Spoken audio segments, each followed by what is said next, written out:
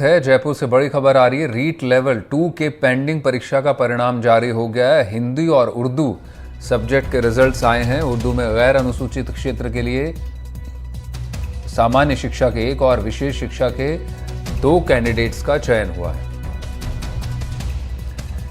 दूसरे लेवल की परीक्षा थी, उसका परिणाम है। हिंदी में गैर अनुसूचित क्षेत्र के सामान्य शिक्षा के 118 अभ्यर्थी और विशेष शिक्षा के 9 अभ्यर्थियों का चयन हुआ है।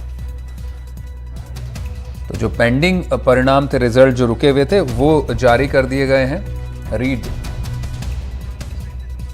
और सोमू इस वक्त हमारे साथ ज्यादा जानकारी के साथ मौजूद हैं। सोमू, जो पेंडिंग रिजल्ट्स थे वो जारी किए गए हैं।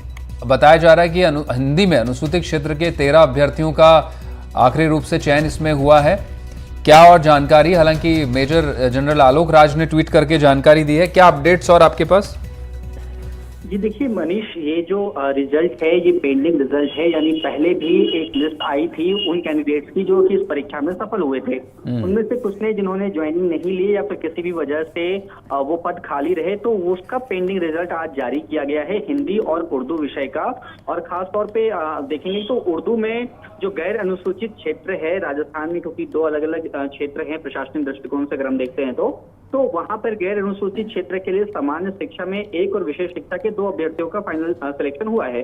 वहीं हिंदी में जो गैर अनुसूचित क्षेत्र है वहां पर 118 अभ्यर्थी सामान्य शिक्षा के और विशेष शिक्षा के कुल 9 अभ्यर्थियों का चयन हुआ है।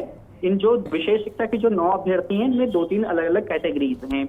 वहीं साथ ही साथ हिंदी में अनुसूचित क्षेत्र के लिए 13 अभ्यर्थियों का अंतिम रूप से चयन हुआ है। आने वाले दिनों में बोर्ड के कुछ और महत्वपूर्ण परीक्षाओं के परिणाम भी जारी होंगे। यह भी जानकारी मेजर जनरल आलोक राज ने दी है। सोमू, जो जिस तरह से निश्चित रूप से 2 तरह से राजस्थान को बांटा गया है, उसी कड़ी में आपने बताया कि ये अनुसूचित क्षेत्र के जो सामान्य शिक्षा के 118 अभ्यर्थी हैं और विशेष शिक्षा के कुल 9 अभ्यर्थी जिनका चयन किया, यानी कुल 125 अभ्यर्थियों का ये सिलेक्शन है।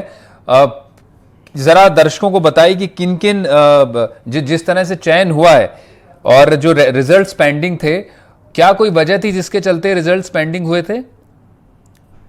जी देखिए, इसमें ये प्रक्रिया होती है कि एक बार जब फाइनल लिस्ट आती है उसके बाद कई सारे अभ्यर्थी जो हैं उस दौरान अगर किसी और नौकरी में चले गए या फिर किसी भी वजह से वो ज्वाइन नहीं कर पाए, तो उनकी वजह से जो सीटें रहती हैं वो खाली हो जाती हैं। तो उनमें से उनका जो पेंडिंग रिजल्ट था उसे अभी जारी किया गया है। और इसमें से जो नॉन ज्वाइनिंग जो कैंडिडेट्स हैं उनका जो रोल नंबर है वह भी दर्शाया गया है कि किस किस रोल नंबर के अभ्यर्थियों ने वहां पर ज्वाइन नहीं किया। तो इसी हिसाब से ये पद जो है वो खाली होते हैं और उसकी पूरा विवरण जो है वो जो वेबसाइट है